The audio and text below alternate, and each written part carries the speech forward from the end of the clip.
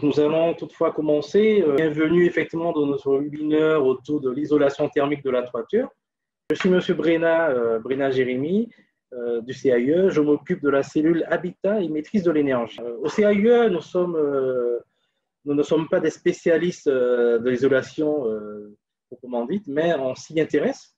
On a d'ailleurs un devoir de conseil à ce niveau, de sensibilisation, d'accompagner effectivement le grand public autour des questions qui se posent. Hein.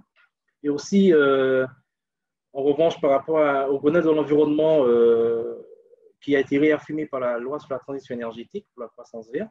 Donc, c'est une démarche qui reste sensible. Nous allons faire un déroulé qui est le suivant. Donc, une introduction. Nous verrons la température, le climat de la Martinique, l'homme, ses échanges thermiques, le confort thermique. En deux, quelques définitions. En trois, les avantages et les inconvénients des isolants que nous allons voir ce soir. En quatre, les aides financières et la conclusion. La température, alors un petit rappel sur le climat de la Martinique. Donc, nous avons deux saisons, le carême qui s'étend de janvier à avril, où il fait relativement chaud et sec. Ensuite, l'hivernage qui s'étend de juillet à novembre. D'ailleurs, nous sommes dans cette période d'hivernage, où c'est également le risque cyclonique est important. Donc, nous avons un ensoleillement relativement important, des températures relativement élevées, de faibles amplitudes thermiques, une hygrométrie toujours élevée, les vents constants qui viennent avec les alizés du côté est-nord-est. Et cela presque toute l'année.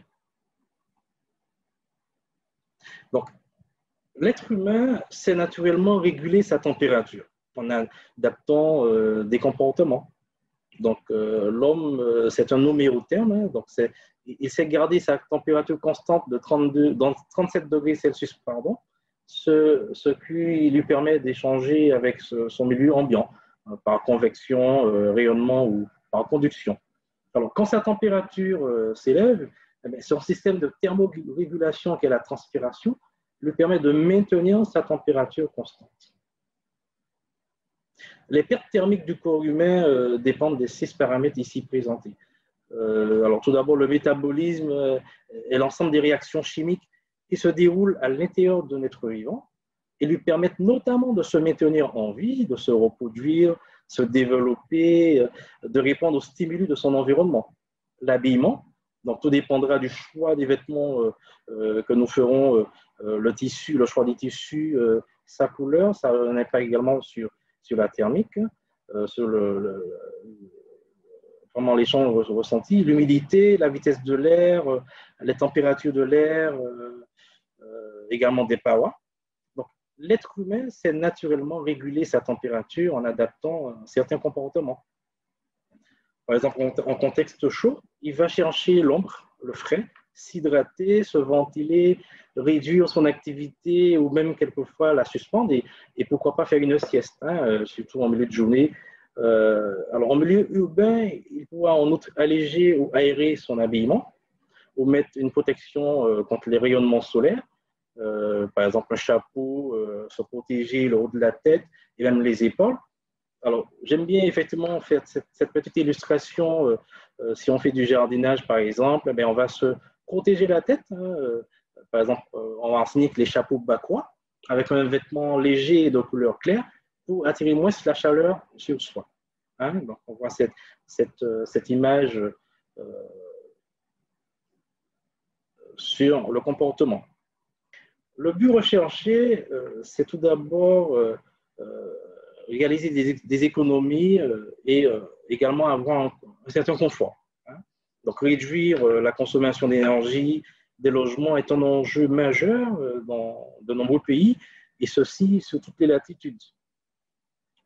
Lorsque vous entreprenez des travaux de rénovation, de réfection de votre toiture, en y ajoutant justement un isolant thermique, vous diminuez les émissions de gaz à effet de serre et participez à la lutte contre le changement climatique, mais aussi bénéfique pour vous, hein, car vous en gagnez en confort et j'ai envie d'ajouter sur votre porte-monnaie également. Hein, donc, moins de dépenses énergétiques. Donc, isoler le toit, ce n'est pas uniquement destiné pour les pays où il fait froid. Exposé aux rayons du soleil, le toit atteint bien souvent des températures très élevées. Cette chaleur se diffuse dans le logement et le réchauffe de plusieurs degrés. Une bonne isolation de la toiture permet d'y remédier et de rendre le logement plus agréable, surtout l'après-midi, en fin de journée. Donc, le besoin de la climatisation, j'ajouterais, c'est véritablement en dernier recours. Donc, il faut y penser. Il faut d'abord travailler sur l'aspect l'enveloppe, l'isolation. Alors, en Martinique, par exemple, les fortes chaleurs ressenties tout au long de l'année, nous avons l'exemple de cette année, il a fait relativement chaud. Cela entraîne généralement une surconsommation énergétique. Donc, l'utilisation de la climatisation individuelle, autant dans le secteur tertiaire qu'en habitation. Il est pourtant possible de vivre plus confortable, à moindre coût, sans climatiser dans son habitat, par l'isolation, le choix de l'isolant. Une bonne isolation de la toiture, tout d'abord, permet, comme pour le froid, de se protéger de la chaleur et de rendre le logement plus agréable l'après-midi.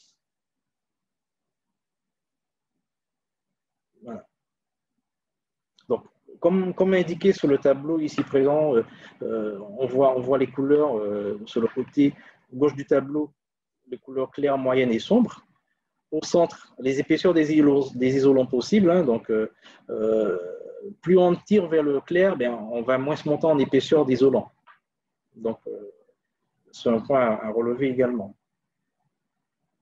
Bien entendu, lorsqu'on parle de confort thermique, il est important, surtout dans la conception d'un projet immobilier, de tenir compte des vents dominants, d'orienter correctement le projet qui soit traversant, c'est-à-dire en secteur est-nord-est, créant un certain climat, une entrée et une sortie d'air direct qui va rafraîchir bien l'habitat et apporter un air frais, un air sain, pour le purifier notamment.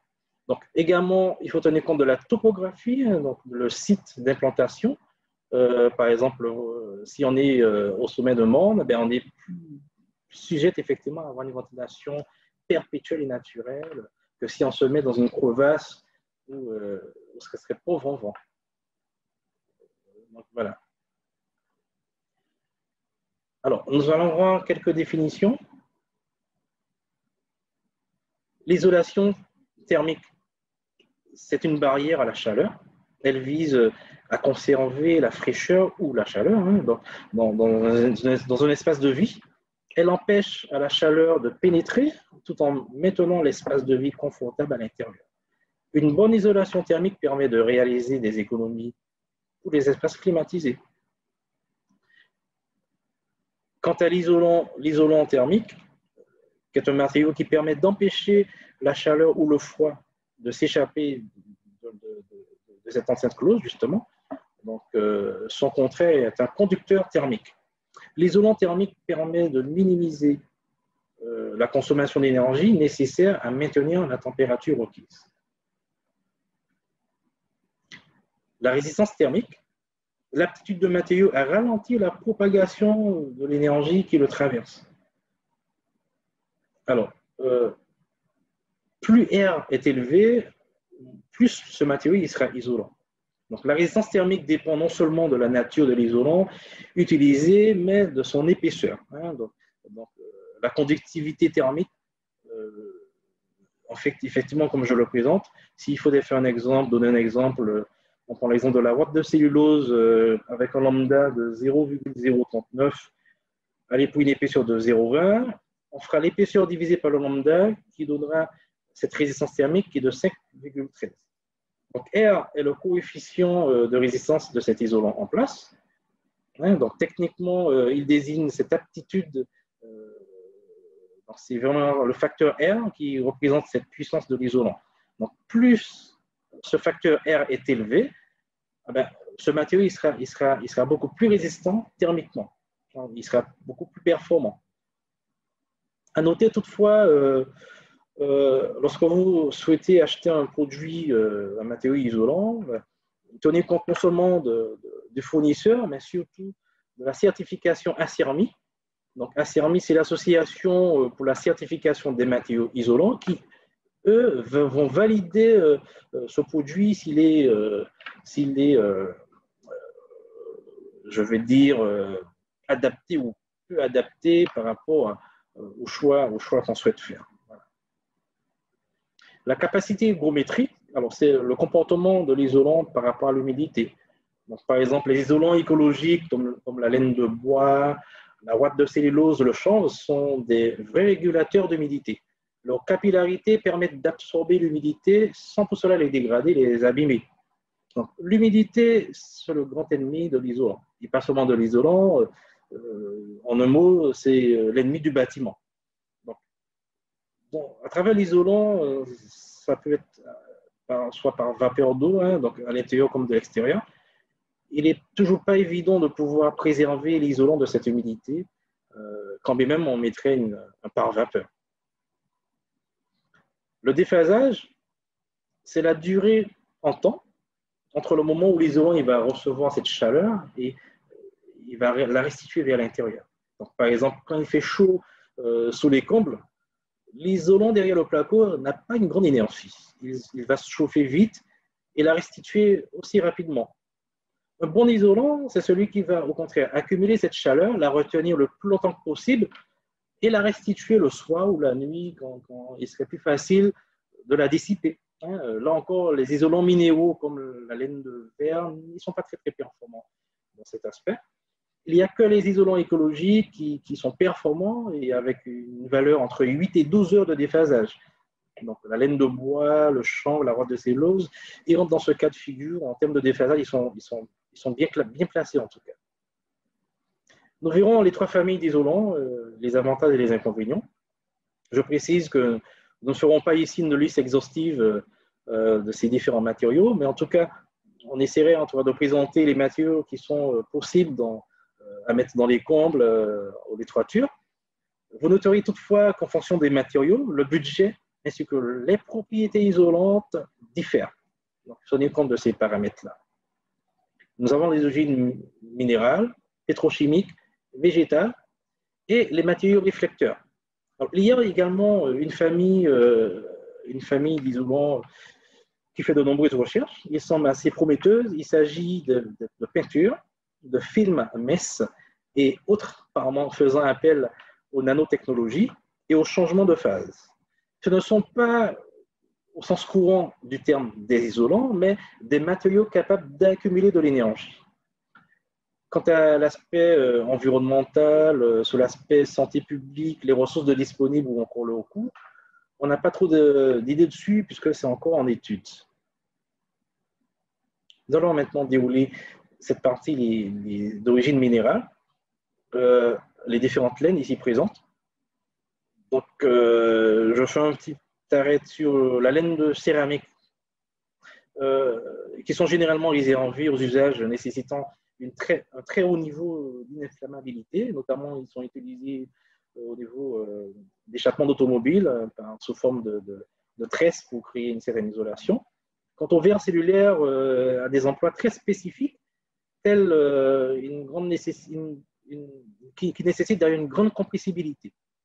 Donc, ils ont un lambda allant de 0, les matériaux minéraux, ils ont un isolant allant de 0,042 à 0,032, ce qui les classe de bien très bien. Donc, on les trouve un peu partout, donc facile à trouver en quincaillerie, pour un prix quasiment modique, donc ils sont abordables. Ils laissent cependant facilement migrer la vapeur d'eau, donc ils sont perspirants. Ils sont pas du tout bien classés en termes de déphasage, donc très médiocres. Et pour leur fabrication, nécessite une bonne consommation d'énergie grise. Donc, en termes de bilan carbone, ils sont très médiocres, très médiocres. Difficilement recyclables, ils sont sensibles au point de rosée, donc ils vont vite tasser face à l'humidité. Ils vieillissent mal, donc il y a un risque également sanitaire important. Ils sont également complétés de pas mal de produits chimiques, donc au point de vue sanitaire, comme je le disais, ce n'est pas le meilleur choix à faire. Ils sont présentés sous différentes formes, en vrac, en panneau. On peut également utilisés par soufflage dans les combles qui puissent remplir un peu toutes les cavités. Ils sont surtout utilisés également en isolant phonique qu'en thermique. Voilà pour les matériaux d'origine minérale. On va effectivement développer avec la laine de verre. Alors, c'est créé à partir de verre de récupération qui est ensuite traité en plusieurs étapes jusqu'à ce qu'on obtienne un panneau de fibres très fines. La laine de verre est peu onéreuse, hein, comme je le disais. Elle n'est pourtant pas l'isolant le plus performant et pourtant c'est très très utilisé sur le territoire, peut-être par rapport à son coût, les techniques de mise en œuvre, mais ce n'est pas forcément les meilleurs produits en soi. Alors, il y a un risque, comme je disais, un risque sanitaire élevé. Donc, en plus, ce matériau qui présente un caractère cancérigène, qui n'est pas forcément avéré, mais soupçonné. La laine de roche, qui est un peu similaire à la laine de verre, mais avec des performances un peu, j'ai envie de dire, mieux, donc issue à partir du basalte, hein, des roches volcaniques. Cet isolant est proposé dans le commerce aux multiples formes, donc sous forme de panneaux, en flocons, en rouleaux. Attendez, voilà, je fais entrer en même temps du monde. Alors, je disais effectivement que la laine de roche est beaucoup plus efficace que la laine de verre. C'est un bon isolant thermique ainsi qu'acoustique. Donc, il résiste quand même mieux que la laine de verre face à l'humidité. Donc, il suffit si jamais, effectivement, par inadvertance, qu'il soit soumis à une source humide, il suffit de ventiler la zone concernée pour qu'il puisse retrouver rapidement son état initial et ne pas perdre en qualité. Ceci pour la laine de roche. Les matériaux d'origine pétrochimique. Donc, on trouve les mousses polystyrène, donc le polystyrène expansé, le polystyrène extrudé, les mousses polyuréthane. Donc, ils ont un lambda allant de 0,032 à 0,025. Donc, ils sont bons et excellents. Donc, ils sont facilement manipulables, donc légers, ils ont une forte compressibilité. Cependant, ils nécessitent une grande énergie grise pour leur fabrication. En plus, ils font appel à un gaz très toxique, c'est le HFC, les hydrofluorocarbures, qui sont bien souvent utilisés principalement pour les réfrigérants, comme pour les climatiseurs, les réfrigérateurs, les groupes froids. Ils ont un pouvoir réchauffant jusqu'à 14 800 fois supérieur au CO2. Donc, ça reste quand même toxique. En plus, ils ont un très très bon comportement au feu. Donc, en plus, ils sont facilement combustibles et inflammables. Ils dégagent un gaz très toxique, donc le cyanure d'hydrogène et le monoxyde de carbone. Ils ne sont pas du tout bien classés en termes de déphasage. Donc, c'est un matériau, ce sont des caractéristiques à prendre en considération avant de choisir ce matériau. Je pourrais dire effectivement sur le polystyrène expansé, alors un habitat par exemple isolé avec le polystyrène expansé qui fera 100 mètres carrés entraîne une réduction de 3 tonnes de CO2 par an. Donc sur l'aspect écologique, on voit bien que c'est pas très très top, hein, donc, à utiliser avec très grand soin. En plus, ce sont des produits issus de pétrole brut, hein, donc, pour leur fabrication. L'extrudé, quant à lui, il a quand même une différence comparativement au polystyrène expansé. Il est d'ailleurs utilisé en extérieur, donc il a un bon comportement face à l'humidité et à la compressibilité également. Donc, les choix des matériaux vont effectivement se jouer à ce niveau-là. Les mousses polyuréthanes sont, quant à eux, utilisés pour un peu boucher toutes les cavités C'est une technique un peu spécifique qui est mise en œuvre par des professionnels. C'est pas n'importe qui va effectivement mettre en œuvre cela. Donc, c'est un liquide par polymérisation qui désigne une réaction chimique en fonction du temps et de la température, conduisant la matrice ou la résine à se solidifier de manière irréversible. Hein, donc, ils ont une bonne qualité. Hein, et les limites sont identiques sous forme de panneaux ou les autres formes possibles. Donc, ils ont un peu les mêmes caractéristiques. Alors, nous allons passer aux matériaux d'origine végétale. Donc, ils ont un lambda relativement moyen et bon, hein, donc de 0,050 à 0,037. Donc, ils ne sont pas d'ailleurs tous présents. Hein, donc, là, on va présenter la laine de bois, la laine de lin, la laine de chanvre, la laine de coco, la laine de foin et la ouate de cellulose. Ils sont excellents en déphasage, très, très, très bons. Ils nécessitent une faible énergie grise pour leur fabrication. Donc, ce sont des matériaux écologiques. Ils ont une bonne gestion de l'humidité, donc une bonne capacité hygroscopique. Ils durent bien dans le temps. Donc, énergie renouvelable, facilement recyclable. Ce sont de véritables pièges à carbone, hein, donc au même titre que tous les végétaux. Donc, ils sont certes combustibles, mais difficilement inflammables. Et quand bien même ils seront face à un incendie, ben, ils ne vont pas dégager justement des gaz toxiques dans l'atmosphère comparativement aux autres isolants déjà cités. Alors, ils sont également limités en ressources. Hein, donc, le coût, en revanche, c'est un peu excessif par rapport aux autres également. Donc, ils sont présentés sous forme de vrac, également sous forme de panneaux, comme je le disais. Donc, on va un peu les présenter. La laine de bois, ici, donc, je vous montre un échantillon que j'ai récupéré. Donc, ça se présente comme ça. Donc, il y a plusieurs épaisseurs, bien entendu.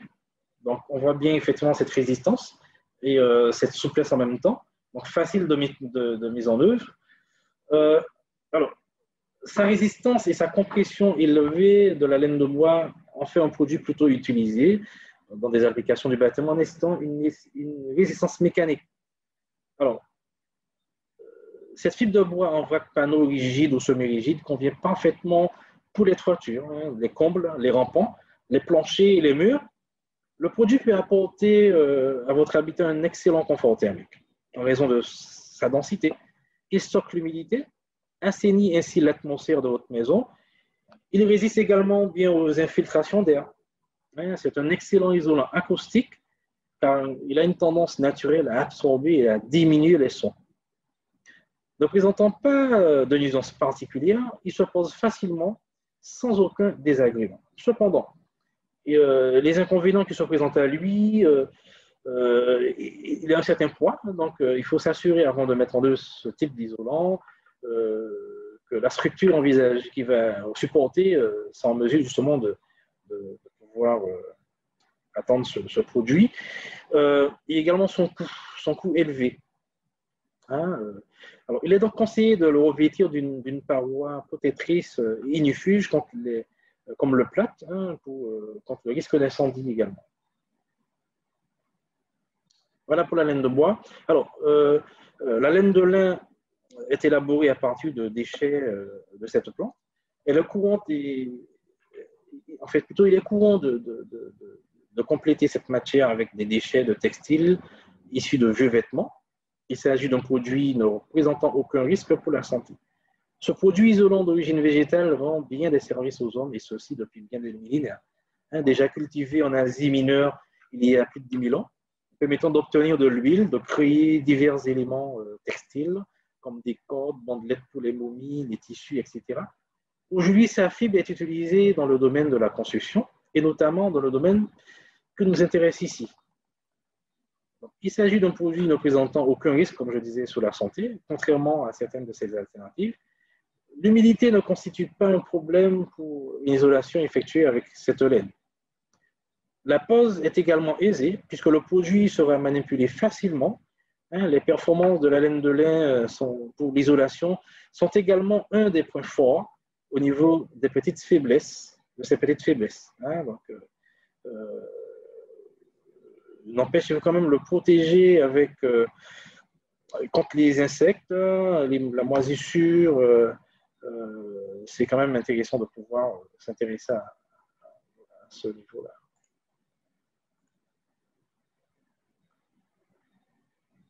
Voilà. OK. On poursuit avec la laine de coco. C'est comme le liège, hein, largement utilisé pour l'isolation du bâti. Le coco se compose de fibres creuses qui lui confèrent d'excellentes capacités thermiques. Sa structure aérée contribue aussi à la rendre quasi imputrescible, de sorte que le coco convient idéalement aux zones humides. Cette fibre de coco constitue par ailleurs un milieu peu favorable au développement des champignons. Donc, c'est un matériau 100% végétal qui ne nécessite pas effectivement ajout de produits chimiques, qui peut se présenter sous forme de rouleaux, de panneaux, de copeaux ou de fibres en vrac. Dans ce cas, les fibres sont peignées, étalées, puis mises en forme et imprégnées de latex naturel. Les rouleaux s'utilisent comme la laine de verre, hein, tandis que les panneaux peuvent, quant à eux, être agrafés aux parois à isoler. Le coco existe aussi en fibre, comme je le disais, donc résistant, léger, quasiment imputrescible.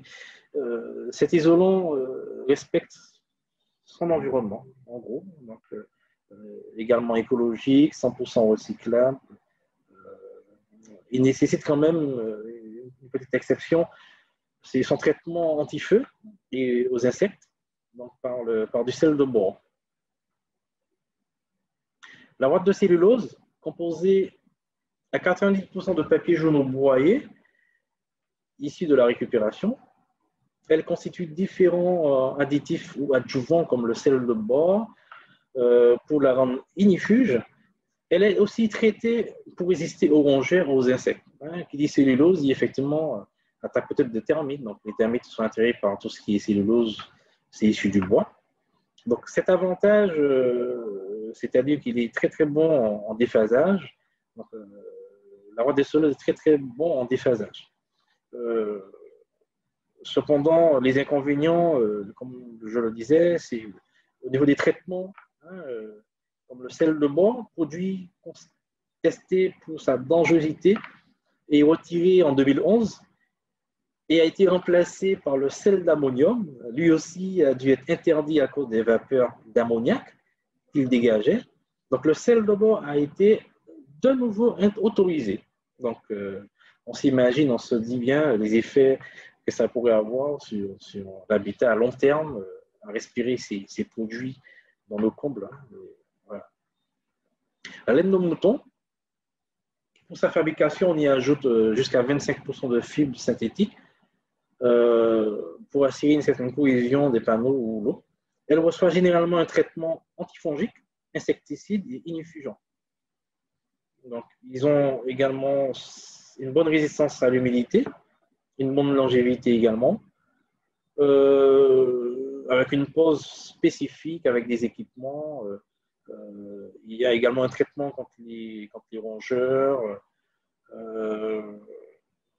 Il possède une faible inertie thermique.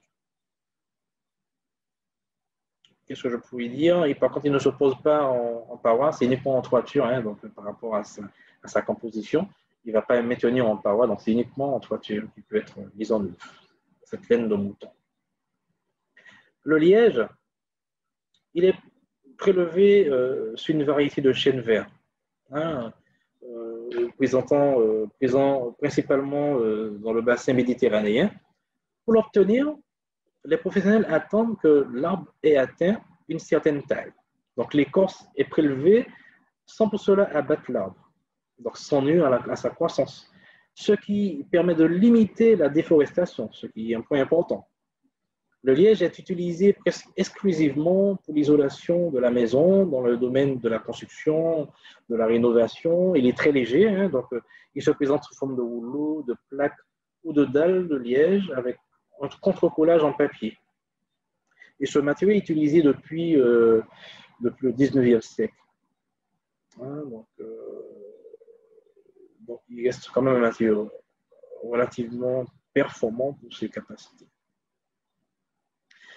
Nous arrivons aux matériaux réflecteurs. Donc, nous voyons bien effectivement, pour ma part, ils n'ont pas le droit d'être appelés en tant que tels, en tant que matériaux isolants. Alors, pourquoi ils sont ici présentés? Simplement, ils sont vendus, en tout cas dans les points de vente, en étant appelés isolants. Alors, ils ne le sont pas réellement, donc ils ne se suffisent pas à eux-mêmes en qualité d'isolants. Donc, ils peuvent être complémentaires. Et d'ailleurs, il y a un rapport du CSTB qui le stipule clairement que ces matériaux ne se suffisent pas à eux seuls en qualité d'isolants.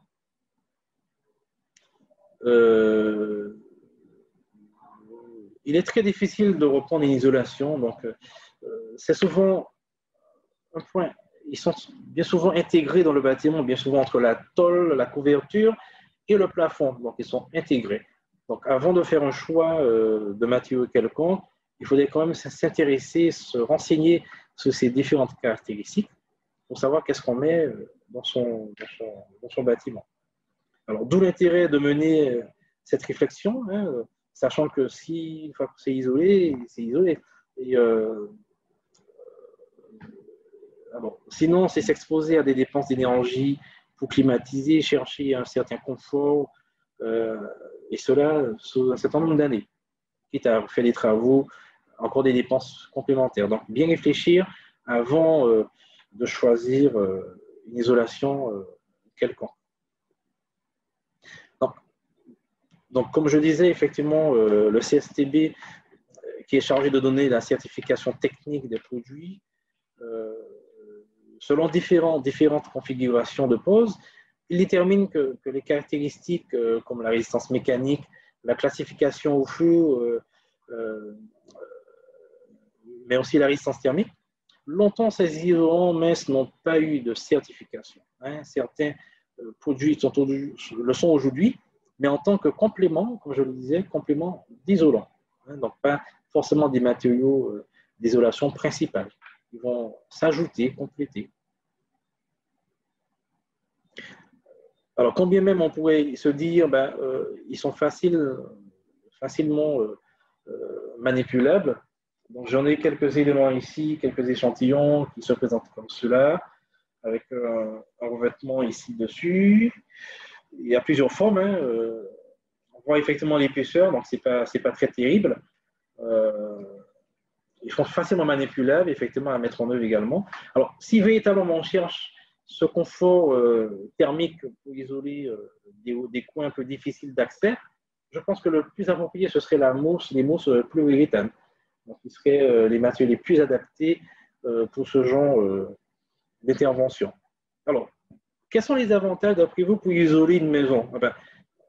50% de votre facture d'électricité, vous gagnez de cela en évitant la climatisation directement. 5 degrés d'écart par rapport à la température extérieure. Donc, on gagne en confort, hein, et une durée de vie du bâtiment et une valorisation de son bien également, dans ce sens.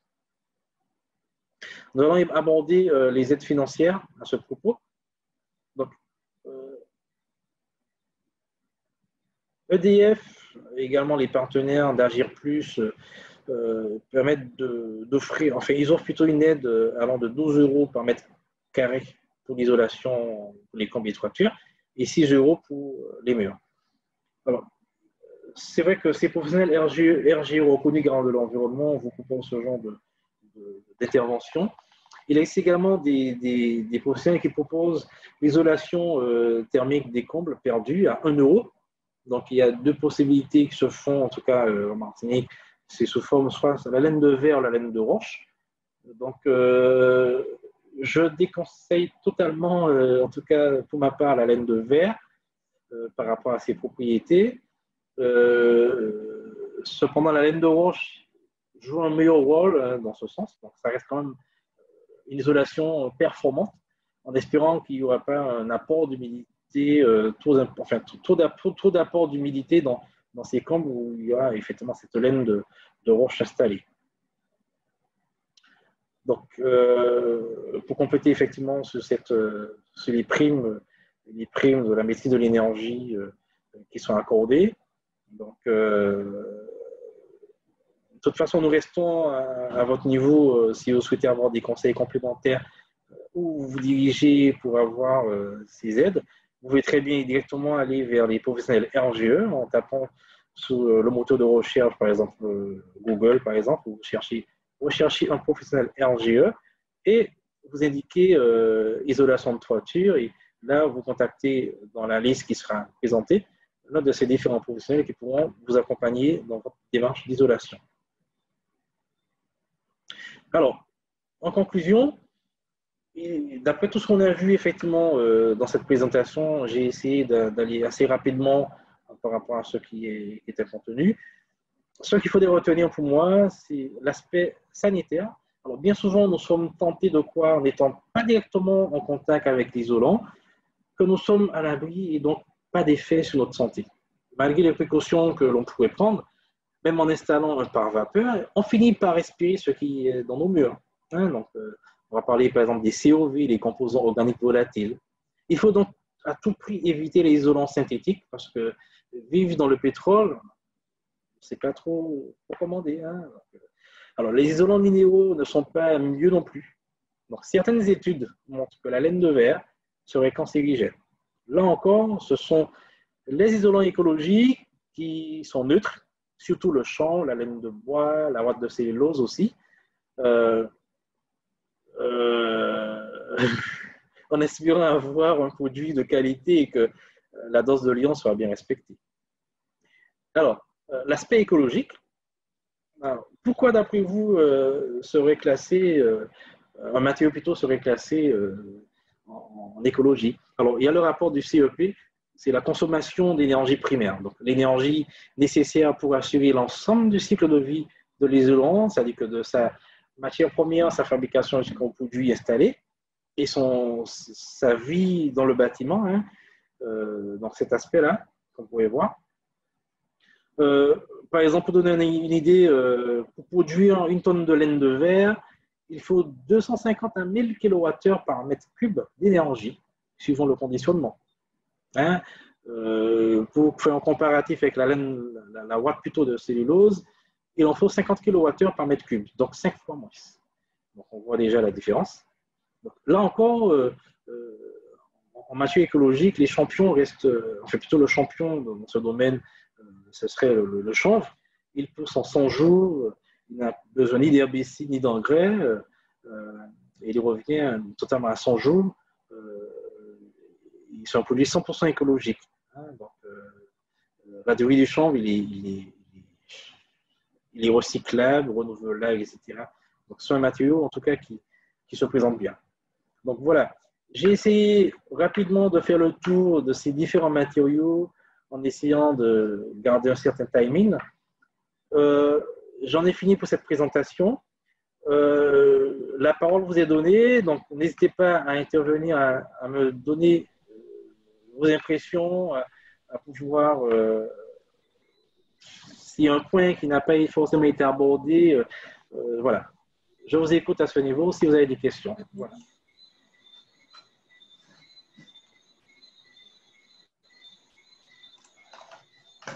Bonsoir Jérémy. Bonsoir, bonsoir Manuel. Tu n'as pas parlé des toitures terrasses. Vous voulez savoir quoi à peu près sur la toiture terrasse? Il y a une mousse qu'on projette dessus comme isolant. La polyuréthane peut-être? Oui, c'est ça. Oui, c'est ça. Elle est pétrochimique. Ah ben oui, ça fait partie de la famille des produits pétrochimiques justement. Ah, donc après on dit bien effectivement une toiture terrasse, donc ça serait une isolation extérieure. Oui. Surface. Oui. Donc, et voilà. je veux dire, si elle est accessible, on ne peut pas mettre d'isolant. Alors, c'est ça la question. Donc, il faudrait voir effectivement quel matériau serait le plus adapté. Si c'est une toiture accessible, donc il faudrait voir quel matériau est adapté pour ce genre de situation. Il me semble que Jennifer souhaitait prendre la parole. Jennifer. Oui, bonsoir. Oui, bonsoir. Alors, je trouvais j'ai trouvé que ce que tu as fait, c'était bien détaillé et bien expliqué. Globalement, je n'ai rien à en dire, tout a été dit. Je suis assez satisfaite. Je suis très satisfaite, même. Donc, tout va bien. Je n'ai pas de questions, j'ai tout compris. Qu'est-ce que je pourrais amener d'autre? J'ai été très contente que tu aies parlé de déphasage parce que c'est très important et c'est surtout ce qu'il faut, je trouve que c'est ce qu'il faut prendre en compte, plus en compte en Martinique par rapport à notre climat. Donc, tu as très bien expliqué le déphasage, etc. Donc, non, j'ai trouvé ça très bien. Alors, cependant, j'ai une question pour toi, Jennifer. Qu'est-ce que tu pouvais nous dire concrètement par rapport, puisqu'on a eu l'occasion d'échanger dessus, par rapport à la couleur des toitures, hein, alors, moi, je pense concrètement qu'il est important d'avoir une tendance claire, tirant vers le clair, pour justement limiter l'apport thermique, hein, la réflexion de la lumière, que la toiture attire moins cette chaleur. Qu'est-ce que tu pourrais nous dire à ce propos? C'est vrai que plus une couleur est sombre et plus ça absorbe de l'énergie. D'accord, Mais oui. ce n'est pas ma vision des choses parce que j'estime que l'être humain a le droit de choisir la couleur qui lui plaît.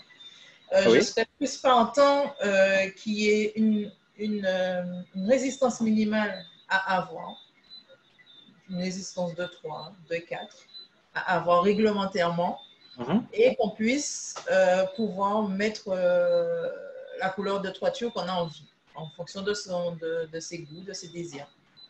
Très bien. Je trouve ça un petit peu dommage de se dire si on met une toiture foncée, on va partir sur une meilleure résistance que si on met une toiture claire, on part sur de 5 cm, donc une résistance bien faible. Non, ça ne joue pas comme ça. Ce n'est pas la couleur qui domine, c'est vraiment le fait qu'il faut que, au niveau de la toiture, qu'on ait des propriétés résistantes. Alors, est-ce que sans doute par rapport au coût, alors, il faut savoir effectivement, plus on monte en épaisseur d'isolant, le coût s'élève également. Donc, peut-être qu'on va favoriser une couleur de toiture beaucoup plus claire, une tendance vers le clair, pour limiter peut-être en épaisseur d'isolant l'isolant choisi qui serait effectivement mis en surface de la toiture. Parce que si effectivement on partirait d'une tendance, on se dit, bon, allez, j'ai envie de mettre une toiture, je dis n'importe quoi, noire, et puis je vais monter en isolant en super épais avec un coup et un espace de stockage de cet isolant entre mon plénum, quoi. Est-ce que réellement... Concrètement, je serais vraiment plus partante qu'on fasse une réforme et qu'on diminue le prix des isolants pour pouvoir avoir un isolant épais que de se dire, ben, selon la couleur de toiture, je trouve que, c'est mon avis, c'est moi, je trouve que c'est dommage. Ça enlève une certaine liberté de se dire, bon, si je mets une couleur par rapport à une autre, non, je serais vraiment plus partante de mettre vraiment une résistance de base performante et puis après, la personne choisit sa couleur.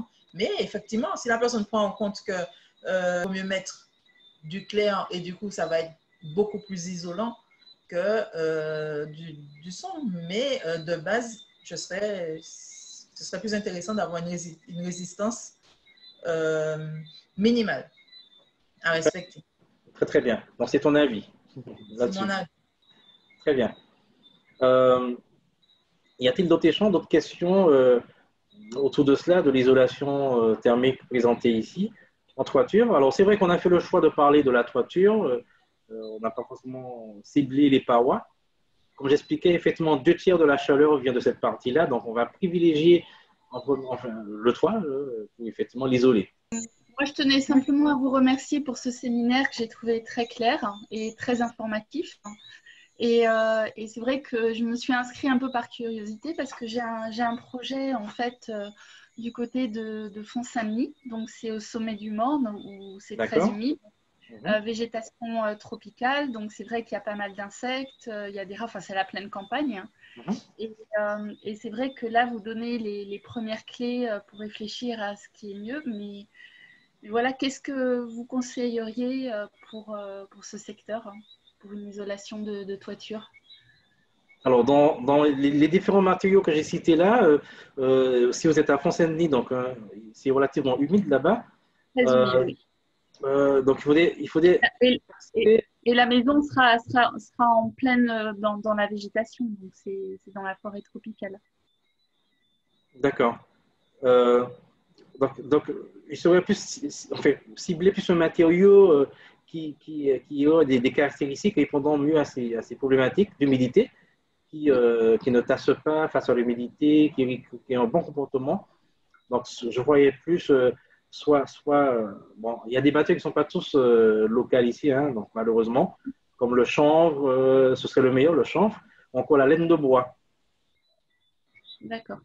Après, je ne sais pas si Jennifer pourrait donner euh, quelque chose de différent, en tout cas localement ici. En tout cas, ce que je vois, ce serait cela. Après, il faut voir l'aspect écologique également, et également l'aspect sanitaire. Parce que moi, j'englobe un peu l'ensemble. Oui. Hein, le meilleur matériau qui serait approprié, qui effectivement couvrirait ces différents champs-là. Je disais que j'étais d'accord avec ce que tu disais. Il vaut mieux privilégier une isolation naturelle. Dans l'idéal, ça aurait été la laine de bois, en effet. En Martinique, est-ce qu'on en vend de la laine de bois? Je ne sais pas. Alors, la difficulté, moi, je n'ai pas encore trouvé en quincaillerie localement ici. Alors, celui-ci que j'ai là, je l'ai récupéré sur un chantier qui m'a un peu surpris.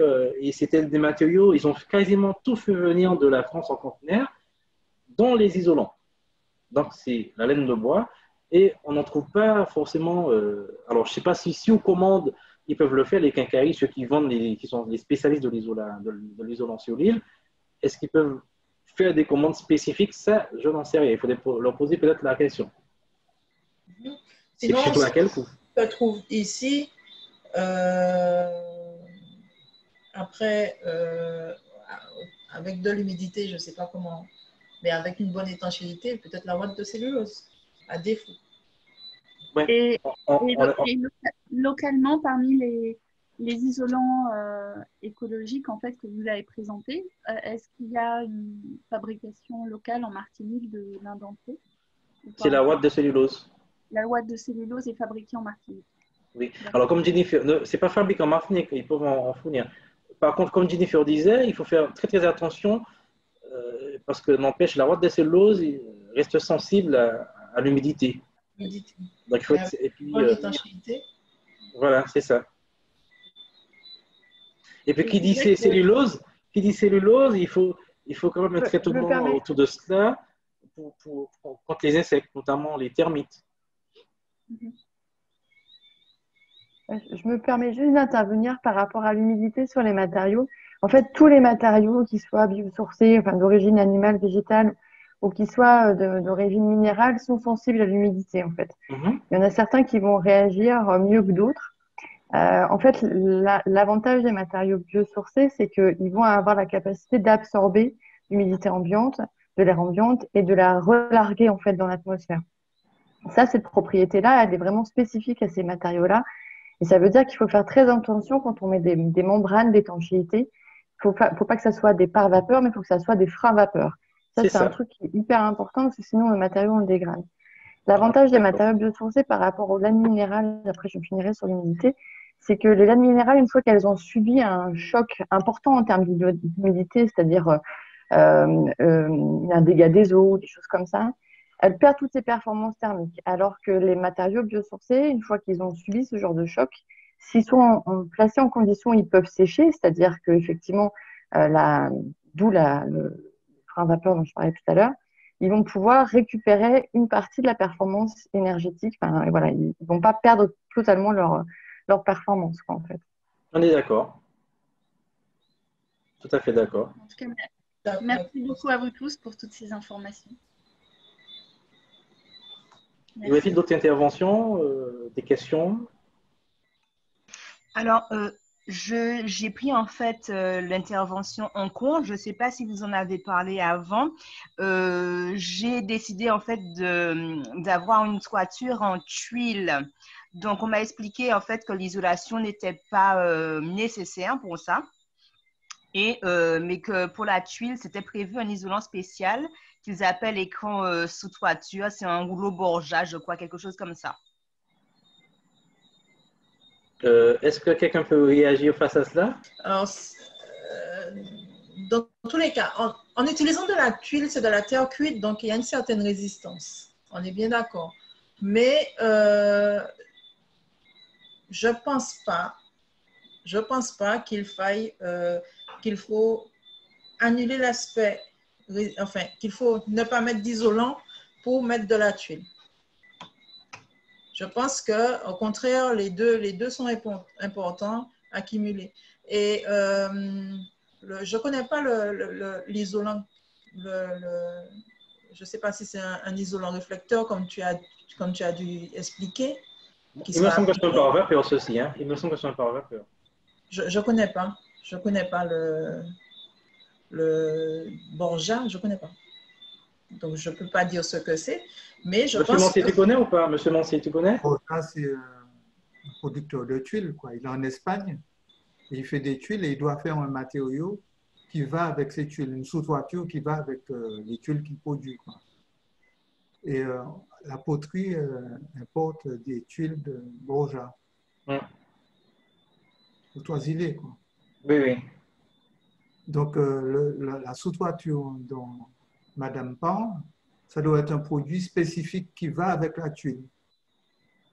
Oui, c'est bien ça. C'est un écran sous toiture et on m'a expliqué que c'était pas la peine d'ajouter, que ça servait déjà d'isolant et que si je mettais en plus une isolation, ce serait, elle m'a dit avoir la ceinture plus les bretelles, en fait, bon, c'est pas incompatible, mais elle m'a dit que c'était dépensé, mais pour avoir une double isolation, ça servait pas à grand chose. D'accord. Et est-ce que ce matériau a une résistance thermique? Est-ce qu'il y a une conductivité thermique? Est-ce qu'il y a des données? Oui, il faudrait connaître les caractéristiques. Des caractéristiques thermiques? Moi, personnellement, je ne connais pas. Moi non plus. Donc, c'est certainement un matériau qui va dans les matériaux fins, quoi. Sans doute. Une très faible épaisseur, une très faible épaisseur, et puis... Ça me fait penser aux isolants réflecteurs que M. Brina a expliqué au départ. Quand j'ai regardé sur Internet, j'ai juste vu que c'était de la enfin, je sais plus, polyéthylène ou quelque chose comme ça. J'ai rien trouvé d'autre comme renseignement. C'est pas plus un par vapeur, ceci? Je ne sais pas du tout. Il faudrait sans doute se renseigner, savoir un peu plus sur ce matériau. Ça ne doit pas être un isolant, ça doit être une sous-toiture ou quelque chose comme ça. Je pense plus aussi.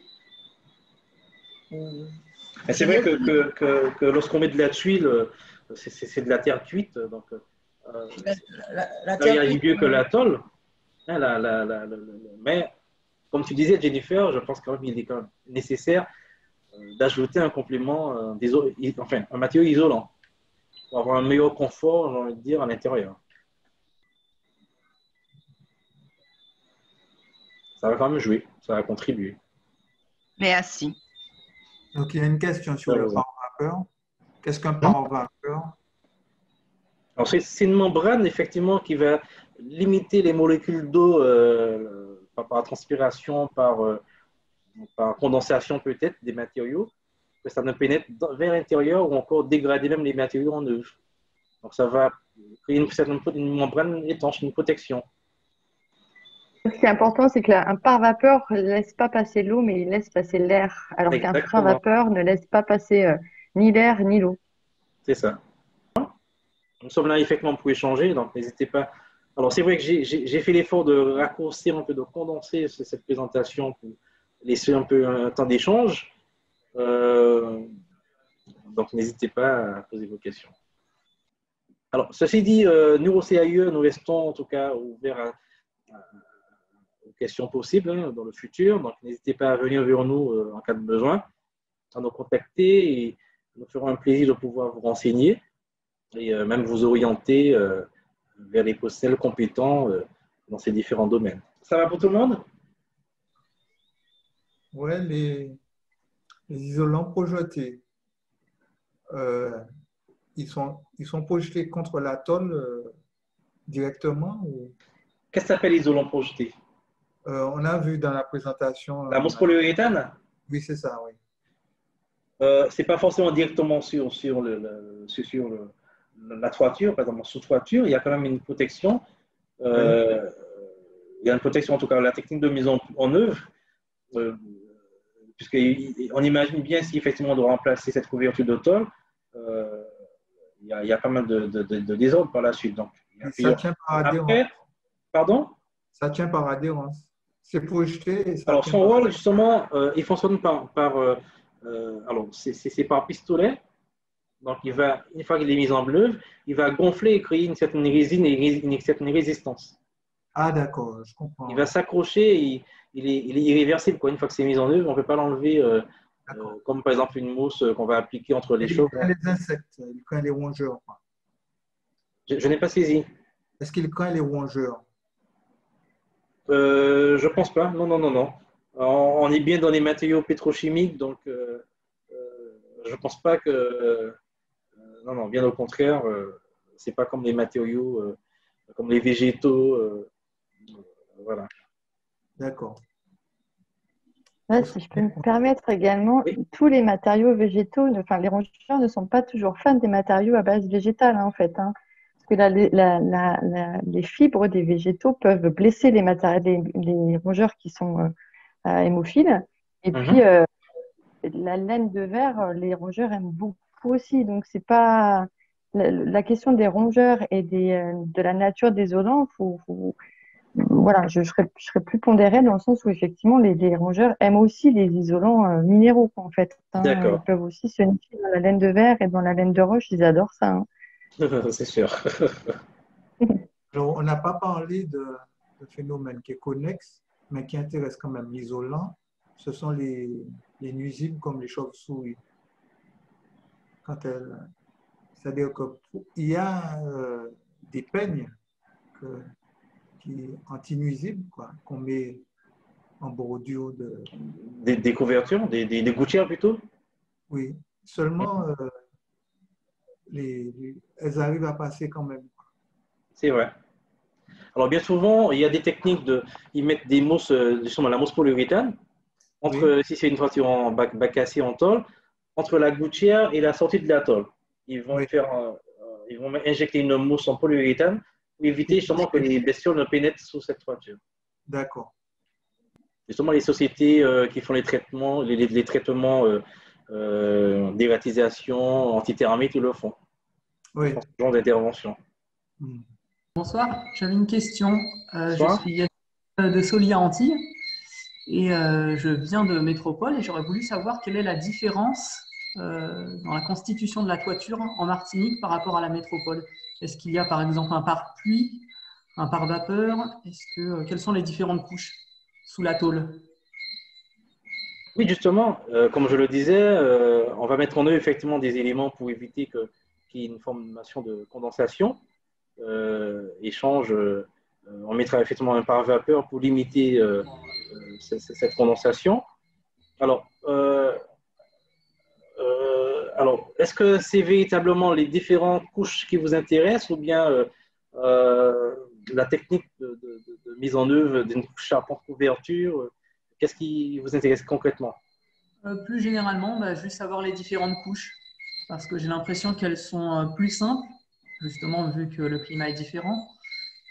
Sous la tôle, je ne sais pas s'il y a uniquement directement l'isolant qui est collé à la tôle, puis on referme l'ensemble avec justement du placo, ou est-ce qu'il y a d'autres couches intermédiaires entre l'isolant, entre la tôle? Alors, ça dépend effectivement des matériaux qui sont mis en œuvre. Alors, effectivement, si on prend une toiture de tôle bac acier simple et on choisit, je dis n'importe quoi, la laine de roche sous forme de panneau, donc ils seront effectivement mis entre les chevrons avec un faux plafond en sous-face. Hein, ça peut être du placo, ça peut être n'importe quoi, du lambris, PVC ou bois. Et puis la tôle est fixée sur effectivement les lithos. Ok, d'accord. Merci. Oui, on va parler d'épaisseur d'isolant en fonction de l'indice, en fonction effectivement de de la résistance recherchée. Et vous avez dit que les isolants utilisés en Martinique sont principalement la laine de verre et la laine de roche, hein. C'est bien ça? Alors, ce sont des matériaux qui sont très très répandus, hein. Il y en a bien d'autres. Il y a effectivement le polycéane expansé qu'on trouve également. Il y a, alors, on trouve un matériau qui est nouvellement apparu sur le marché. C'est celui-ci, je n'ai pas présenté. Celui-ci, c'est l'Air Green. C'est effectivement un bon isolant thermique, mais pas très bon en acoustique. Alors, il existe effectivement différentes épaisseurs. C'est issu de plastique recyclé. Donc, c'est un matériau il est relativement souple, hein, il ne se tasse pas non plus, il résiste bien à l'humidité, un bon comportement face à l'humidité. Il est un peu plus coûteux que la laine de verre, la laine de roche. D'accord. Question peut-être un peu naïve. Pourquoi la laine de coco n'est pas produite en Martinique? Bonne question. Il n'y a sans doute pas de filière de transformation. Alors, les seules filières, en tout cas, sont basées en France hexagonale. Et, en tout cas, il n'y a pas de filière de traitement de transformation locale. D'accord. Okay. Après, est-ce que c'est par souci, je ne sais pas, comment je vais dire cela, s'il n'y a pas une forte demande dans ce sens ou, voilà. Par contre, on sait que les fibres de coco sont utilisées, par exemple, pour le traitement des fosses septiques. J'ai répondu à vos questions? Merci beaucoup. Comme je l'expliquais, nous ne sommes pas des spécialistes de ce domaine de l'isolation, mais on s'y intéresse et on constate quand même que c'est un sujet en tout cas qui revient. De plus en plus, il y a des professionnels qui proposent des produits à 1 euro, hein, qui sont financés par le CIQI, où ils proposent justement la laine de verre par soufflage dans les combles perdus. Concernant effectivement les caractéristiques de ce matériau, il n'est pas très très recommandé, hein, donc, en plus, lorsqu'on voit comment c'est mis en œuvre, les entreprises, en tout cas, qui exercent, ils ne mettent pas une protection. Pour le cas, s'ils ont un faux plafond en lambris de bois, et qui aurait des trous, des fentes, ils injectent carrément par soufflage dans le plénium, et on peut avoir des particules, des fibres qui peuvent se traverser le faux plafond. C'est très très nocif si on respire cela, même si au toucher, ça crée des démangeaisons et d'autres effets sur la santé qui ne sont pas non plus à prendre à la légère. Donc, toujours se renseigner effectivement sur les matériaux, leurs caractéristiques, leurs effets sur la santé, leur fabrication de l'état naturel à l'état, transformation à l'état final, hein, pour la technique de mise en œuvre. Vraiment se renseigner sur cette évolution. Voilà. Alors, c'est vrai que malheureusement, comme je l'expliquais, on ne trouve pas les meilleurs matériaux sur place, quoi. Voilà, on ne les trouve pas. Allez savoir pourquoi. Est-ce que c'est une question de coût, les gens ils vont plus s'intéresser à des matériaux à moindre coût pour dire juste, bon, j'ai mis une isolation, mais ils ne font pas s'inquiéter véritablement sur les effets, par exemple, tout ce qui est COV et d'autres aspects. Donc, si on a fait le tour, écoutez, je vous remercie. S'il n'y a pas d'autres questions, et puis sachez que nous restons effectivement ouverts. Vous pouvez toujours nous appeler, poser vos questions nécessaires. Voilà. Et on fera un effort de pouvoir y répondre. Merci beaucoup et puis à une prochaine. Merci à vous. À bientôt. Une bonne soirée à vous. Merci. Merci. Bonne soirée. Allez, merci. À bientôt. Au revoir. Bye, au revoir.